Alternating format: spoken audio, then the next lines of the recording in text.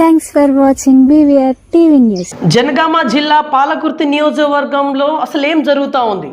పాలకుర్తి పాలకుర్తి రైతులు చాలా ఇబ్బందులు పాల్పడుతూ ఉన్నారు, ఇబ్బందులకు గురవుతూ ఉన్నారు. సో ఈరోజు భారతీయ జనతా పార్టీకి సంబంధించినటువంటి ఇదే Palakurthi contested MLA candidate Lega Rammohan Reddy గారు పెద్ద ఎత్తున ధర్నానైతే పూనుకునేటువంటి పరిస్థితి. వాస్తవానికి ధర్నాకు సంబంధించినటువంటి కొంత లేటెస్ట్ ఇన్ఫర్మేషన్ అడిగే ప్రయత్నం చేద్దాం. నమస్కారం, బాగున్నారా? సార్, పాలకుర్తిలో ఈరోజు మీరు ధర్నాకు పూనుకున్నారు, ధర్నా అయిపోయింది. ధర్నా యొక్క సారాంశం ఏంటిది?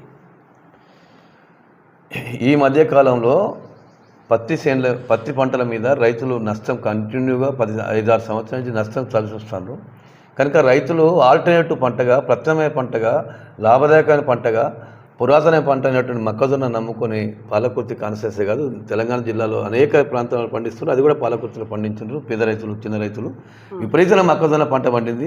ఆ మొక్కజొన్న పంట ఈ సంవత్సరం ఆ మొక్కజొన్న మార్కెట్లో 2400 రూపాయలు ఉన్నది కనుక గవర్నమెంట్ మద్దతు రేటు, గవర్నమెంట్ అమ్ముకోవాలని చెప్పి మార్కెట్లో పోయడం జరిగింది.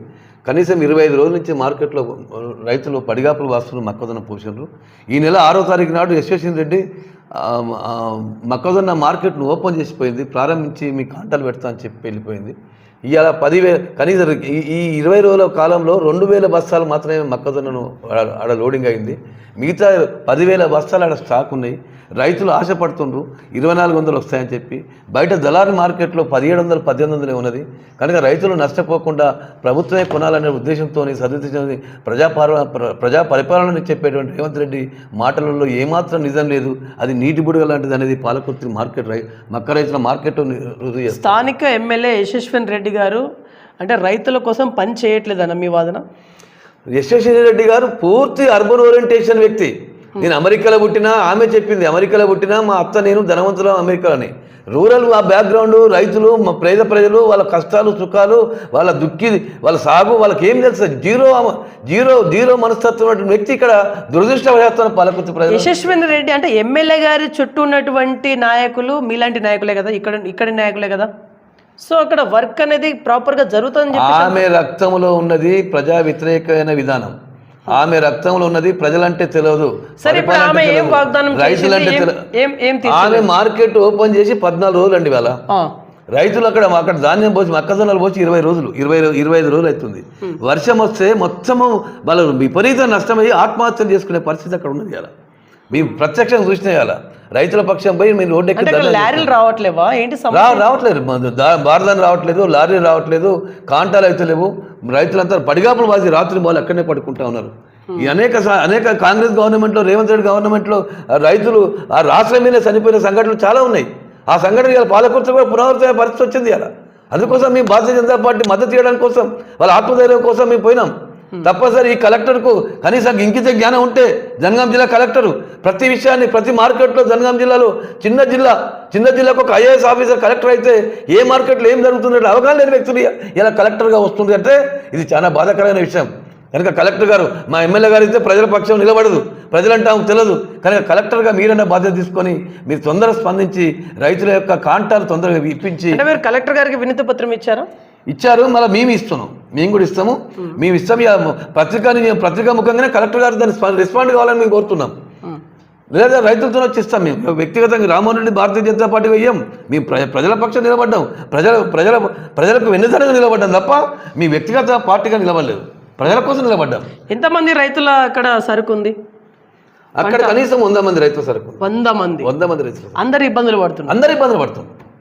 ఒక్క వర్షం పడితే వాళ్ళు ఆత్మహత్యలు, ఇక వేరే మార్గం లేదు. ఎన్ని రోజుల నుంచి అక్కడే ఉన్నాయి పంట అనేది? ఎన్ని రోజులు? 25 రోజుల నుంచి ఉంటున్నాయి. 25 డేస్ నుంచి కేవలం 2,000 బస్తాలు మాత్రమే కాంటాలైనాయి. ఇక్కడ 10,000 బస్తాలు ఉన్నాయి. ఇక్కడ ఇంకా సమస్య ఏంటిది అన్నట్టు? అదే ప్రభుత్వ సమస్య. పాలకులు పట్టించుకోకపోవడం, దివాలకోరు విధానము, పరిపాలన తెలియని వాళ్ళు. ఇలా వాళ్ళు భారతీయ జనతా పార్టీతో ఏమైంది అని హేళన చేస్తాడు. నరేంద్ర మోడీ గారు అంత సక్సెస్ఫుల్, ప్రపంచాలు సక్సెస్ అవుతుంటే అలాంటి దివాలకోరు మనుషులు ఇలా రాజ్యం వెళ్తున్నారు కనుకనే, అలాంటి అధికారులు ఉన్నారు కనుకనే ఇలా ఈ రైతులు ఇబ్బంది పడుతూ ఉన్నారు. ప్రత్యక్షంగా మీరు చూడండి, పాలకుర్తి మీ మీడియాను ఓపెన్ చేసి చూడండి. సూటిగా మీరు మీ స్థానిక ఎమ్మెల్యే గారు యశస్విని రెడ్డి గారికి మీరు ఇచ్చేటువంటి మెసేజ్ ఆర్ విన్నపం వాట్ ఎవర్ సూటిగా. నేను రాజకీయాల కోసం మాట్లాడట్లేదు. రైతులకు సరైన న్యాయం జరగడం కోసం ఇవాళ మేము పాలకుర్తికి వెళ్ళాం. మీ అసోసియేషన్ గారిని డిమాండ్ చేస్తున్నాం. నీకు అవగాహన లేదనే విషయం జగవేంద్ర సత్యం. కనీసము మీరు చెప్పిన తర్వాతనైనా విషయాన్ని తెలుసుకోనైనా అది ఏ పని చేయాలో అది నేర్చుకొని రైతులకు మేలు చేయాలని ఇక్కడి నుంచి అప్పీల్ చేస్తా ఉన్నాం. యా, మీరు రైతులకు ఇచ్చేటువంటి మెసేజ్? మేము భారతీయ జనతా పార్టీ ఎప్పుడూ ప్రజల కోసము ప్రజల పక్షాన్ని నిలబడే పార్టీ, ప్రజల చేత వచ్చేటువంటి పార్టీ. ఈ పార్టీ ఏనాటి ఆశించకుండా ఏమి ఆశించకుండా నిలబడే పార్టీ. ఈ జెండాను నమ్ముకొని నిలబడేటువంటి మేము మీ పక్షాన్ని నిలబడతాం. మీకోసం ఎంత దూరాన వస్తాం.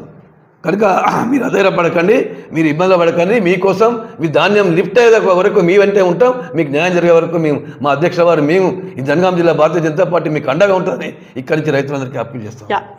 యాక్చువల్లీ ఇప్పుడు ఇవాళ ధర్నా జరిగింది, మీరు ఏం హామీ ఇచ్చిళ్ళు రైతులకు? మేము లిఫ్ట్ అయ్యేదాకా మీతోనే ఉంటామని హామీ ఇచ్చినాం. మేము అందరితో మాట్లాడినాం, అధికారులతో మాట్లాడినాం. కలెక్టర్ గారు ఫోన్ లేపలేదు, అక్కడ మార్కెట్ అతను ఫోన్ లేపలేదు.